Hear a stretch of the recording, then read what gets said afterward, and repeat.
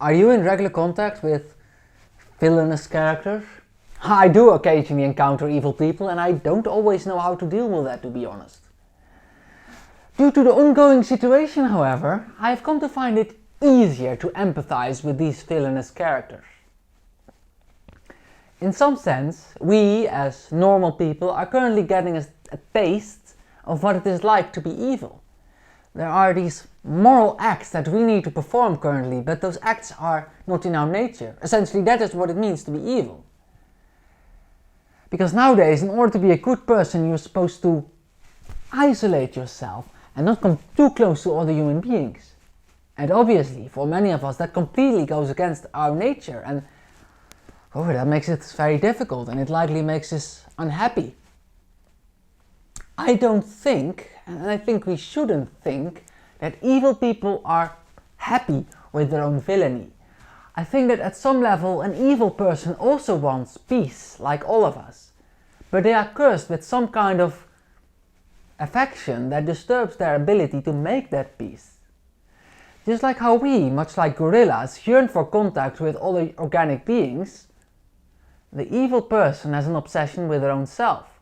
Meaning that they, just like how we naturally take a step closer to other human beings, naturally take steps towards the downfall of human civilization. That is simply and unfortunately how they are wired.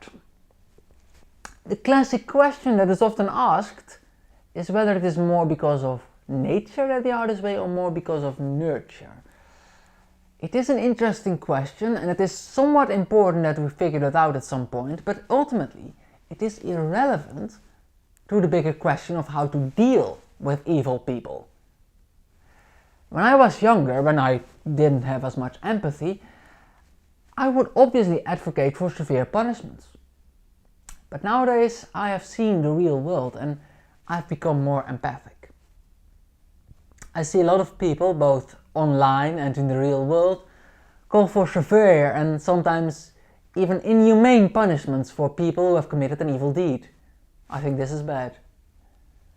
A person who is evil is essentially sick, and what they need is our sympathy, not our hate. I feel like it should be obvious, but apparently it is not. To some extent, people don't seem to want to accept at all that a villainous individual too suffers from their own villainy.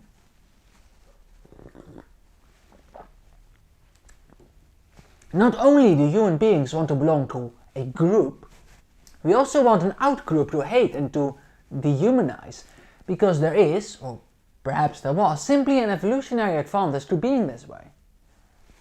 But I don't think it is advantageous for our personal well-being to hate people. I do sometimes find that difficult. I do have people that I have to try very hard not to hate. Mostly politicians and other psychopaths. As hard as that can be emotionally, in ethics you must never place the doubt in your own favor. For example, if you want to boil lobsters alive, you must be very, very certain that lobsters don't feel pain. If there is any doubt regarding an ethical issue, you must always tread very carefully. Which in the case of lobsters, very obviously means that you should not boil them alive.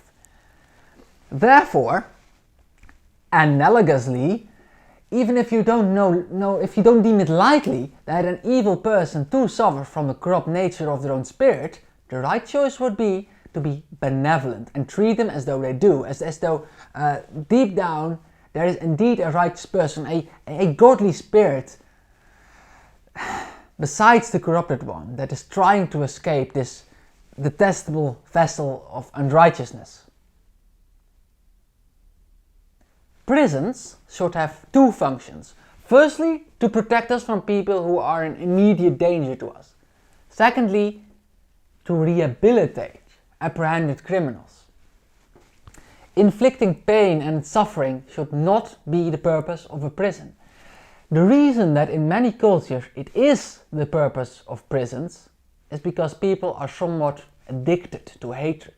People need to hate, even if it is only some stranger they don't even know the full story of.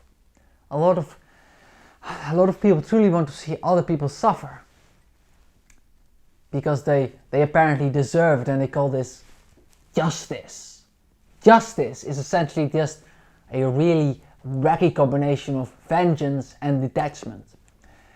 Justice is the means by which society exercises sadism without having to feel guilty about it. What I wish for is for this value to no longer be held by people. I believe humanity could benefit from having a little bit more empathy.